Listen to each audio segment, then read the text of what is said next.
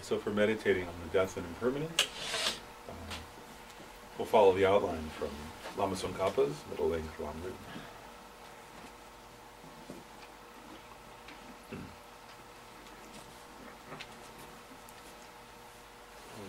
Make sure you're comfortable. Then we'll go through, there are three kind of like preliminary contemplations before we do the actual contemplation of impermanence and death. So the first contemplation, we'll go through these fairly briefly. But the first set are contemplations on the disadvantages of not cultivating mindfulness of death. So these are, remember, like partly to give us more, first of all to understand, and also to give us some enthusiasm for this type of meditation. So we have to ask ourselves, right, what are the disadvantages of not meditating on impermanence and death? First thing is we remind ourselves or contemplate how I myself have a wrong assumption or ignorant grasping at permanence. Unconsciously, without questioning it, I'm totally unrealistic.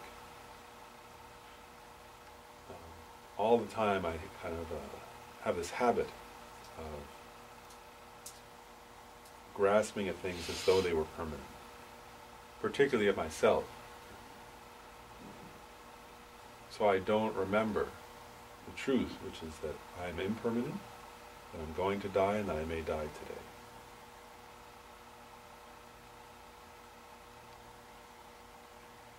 Every day I'm like that. So one advantage, right, is like up till now I've been unrealistic. I've not seen the reality of myself, my own situation, and other situations. So it's only by contemplating or meditating on impermanence and death that I'll become realistic. That I'll overcome this unconscious incorrect bias or incorrect grasping at permanence.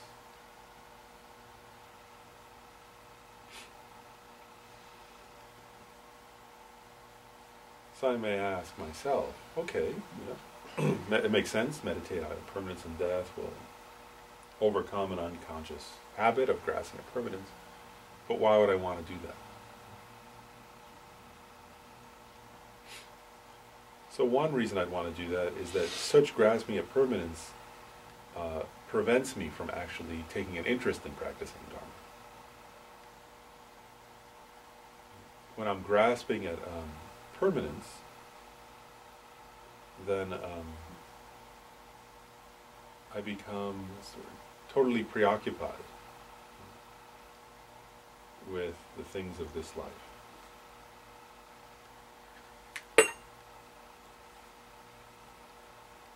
In other words, like worldly concerns, non-spiritual concerns. I get caught up in worrying about what other people say about me, what their facial expression towards me is like, my reputation, my status, my wealth, my popularity, position. And so by grasping at permanence,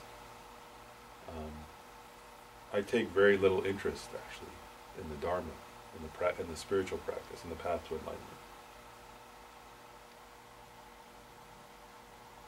So we start to recognize I must meditate on permanence in order to overcome that. That won't go away by itself. It'll only go away.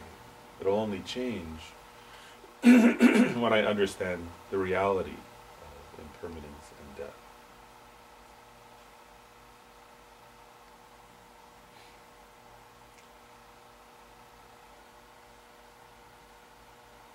not only that,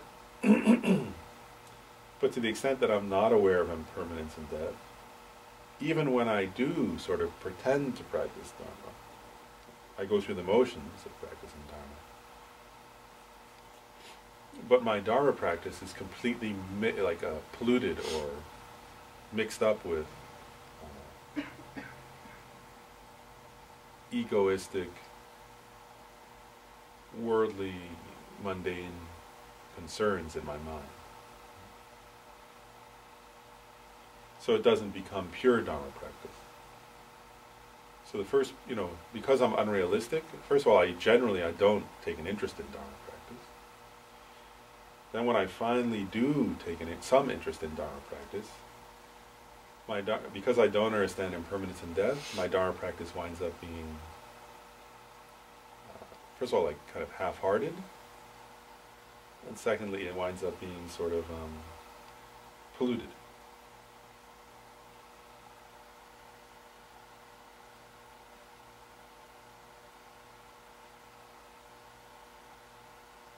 Polluted by a kind of egotism, grasping at my own reputation, comfort, status, possessions, and so on.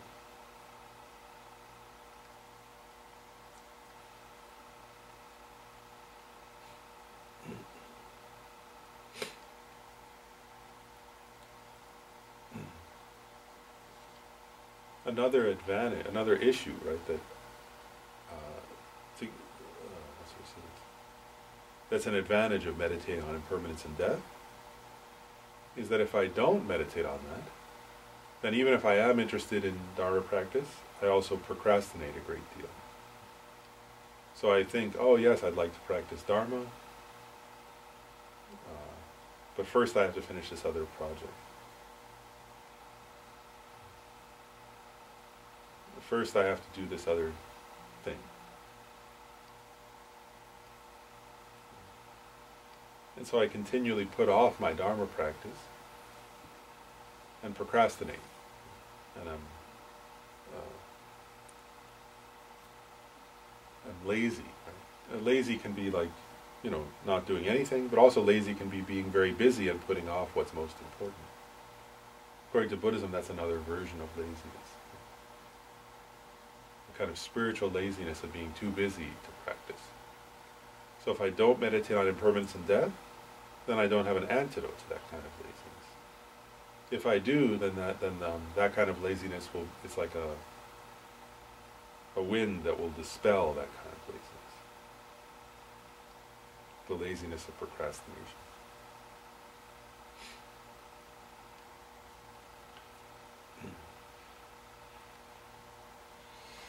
Also, my unconscious habit and bias towards grasping at permanence causes my mental afflictions to increase endlessly and causes me to engage in all sorts of bad behavior. So when I'm grasping at my own permanence, right, feeling I won't die today, that I'll be around for a while, right, for a long time, then I don't recognize the preciousness of others, right? That the people I love may also die today. And so I don't treat them as well. Then also when I think I'm going to be around a long time, right, then I have all kinds of grasping and attachment towards possessions, towards people should relate to me in a certain way, my life should be how I want it to be. Then when things don't go my way, I become angry or even hateful towards others. When somebody else has, the things, their life set up and the way I want mine to be set up, I become jealous and envious of them. When my life is set up more like how I want than somebody else's, I become prideful and arrogant. So by grasping at permanence, all kinds of afflictive states of mind or destructive emotions grow like weeds in my mind.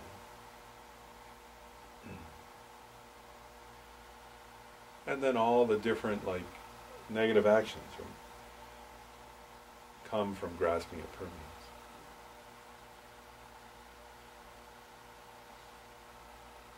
Even like by grasping at permanence, people start wars. By grasping at permanence, people have fights and arguments in families.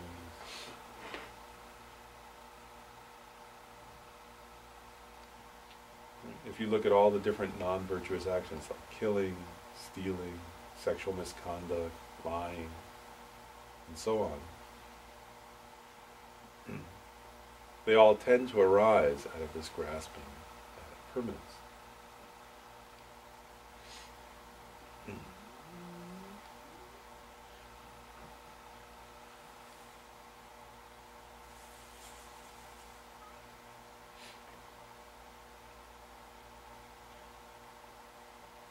So the conclusion of this first set of contemplations is to feel, wow, to not meditate on impermanence and death has a lot of disadvantages. I want to get rid of my laziness about this.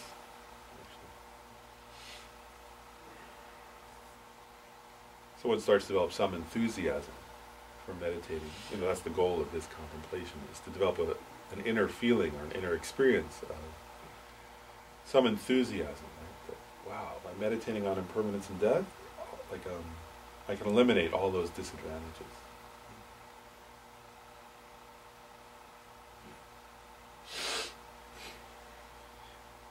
And since they're connected, I'll just go on and do the next set of contemplations that go with these, which are the advantages of contemplating impermanence. The advantages of cultivating such mindfulness of death. And they're the exact opposite of the previous ones. So by doing that, my own mental afflictions will naturally decrease. Grasping, attachment, anger, pride, jealousy, hatred, and so on. If I meditate on impermanence and death, naturally all of those will decrease. Naturally my bad behavior will decrease. Naturally my sense of distraction from spiritual practice will decrease. And I'll become a sincere, genuine practitioner of the spiritual path. The doorway to that is meditation on impermanence and death. Also, by meditating on permanence and death, my own Dharma practice will become pure. I'll become more... A natural result of meditating on permanence and death is that oneself becomes more ethical, guards karma more carefully, and cultivates all the different virtuous, positive, healthy states of mind, and cultivates the path to enlightenment. Meditation on impermanence and death in this sense is the doorway to all excellent qualities.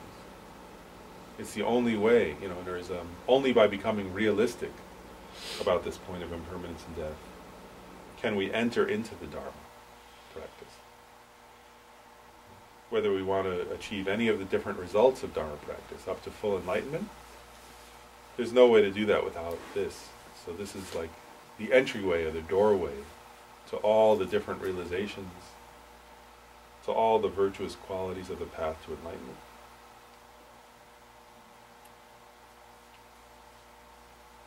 And like the Buddha said, right, that in the beginning, you know, we meditate on in the beginning of our practice, we meditate on impermanence and death. Also, as we're progressing and we're in the middle of the path, we still meditate on impermanence and death. Even at the end of the path, we meditate on impermanence and death, because it's reality, right? And there is the whole goal of Buddhism is to become someone who sees reality accurately, and therefore can be of benefit to oneself and others, be liberated from suffering, liberate others from suffering. So all of that depends upon correctly understanding impermanence and death.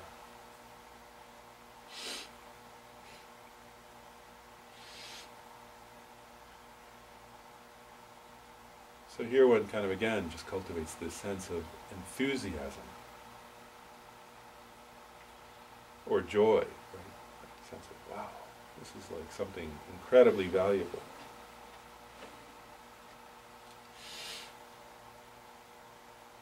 this is the cause of my own and others' happiness. Engaging in this kind of meditation is so helpful. There's so many different kinds of benefits for me and for others. So I definitely want to spend time and energy meditating on impermanence and death continually, or repeatedly. And then we remember, like, the purpose of this kind of meditation, we're reminding ourselves, right? The purpose of this kind of meditation on impermanence and death is not to develop the kind of sad, anxious, grasping mind. Oh no, I'm going to miss my relatives. That's not what we're doing, right? The purpose of meditation on impermanence and death in this context is to develop great energy. First of all, it's to decrease our afflictive emotions, so we have a peaceful, happy mind, and then also to cultivate great energy for Dharma practice, great enthusiasm. All the great masters of the path who actualize the whole path to enlightenment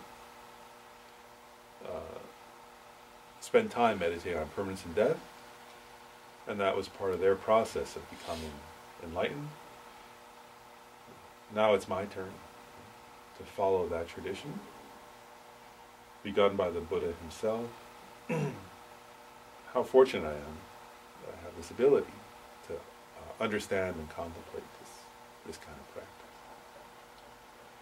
So just dwell for a few moments in the sense of, contemplating these points and sort of cultivating a sense of enthusiasm for this type of meditation.